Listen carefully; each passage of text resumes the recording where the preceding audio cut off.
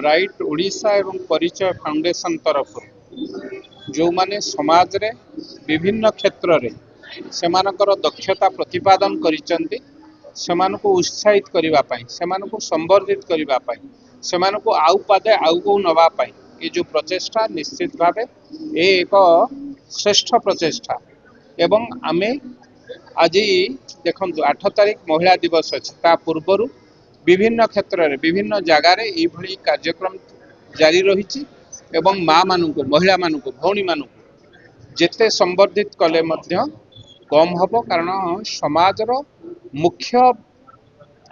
जिनिस होचंती नारी बा महिला तेणु ए क्षेत्र रे मु कहिबी जो माने आगुरु पुरुष प्राधान्य अंचल थिला आज जा हो प्रभु आशीर्वाद महिला माने मध्य जो माने पुरुषों ठारू अधिक काम करती केवल घर हांडीशाल भितर सीमित होते आज समाज रो मुख्य स्रोत रे मुख्य रास्ता को आसीचंती केवल उपार्जन पैसा उपार्जन करूना विभिन्न दिगरे तांकर दक्षता प्रतिपादन करुचंती से क्रीड़ा क्षेत्र रे हो से संगीत क्षेत्र रे हो से चलचित्र क्षेत्र रे हो से शिक्षा क्षेत्र रे हो से स्वास्थ्य क्षेत्र रे हो सबु बेले महिला माने आगेले देश हसे एवं देश हसिले निश्चित भावे कोठी ना कोठी ए देश आगे जो परिकल्पना रही एवं आज ये अनुष्ठान को अशेष अशेष धन्यवाद देवी जो माने तांकर कार्यक्रम रे दक्षता देखैचंती तांको एठी सम्मानित करी संबोधित करी एक श्रेष्ठ कार्यक्रम करिचंती ए अनुष्ठान को अशेष अशेष धन्यवाद महिला मान को सेल्फ डिफेंस में कोन पदक्षेप नहीं देखंतु आमे प्रथमे प्रत्येक क्षेत्र रे महिला मान को सम्मान दवा उचित जुगे जुगे आपण देखंतु जेतेबेले समाज रे पापर भाग बढ़ी कोठी ना कोठी माँ माने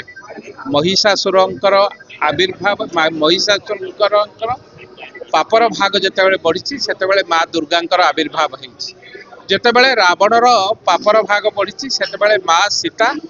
को जरिया रे प्रभु रामचंद्र ताकू बद्ध करिछन जेतेबेले समाज रे पापर भाग बढ़िबो कोठी ना कोठी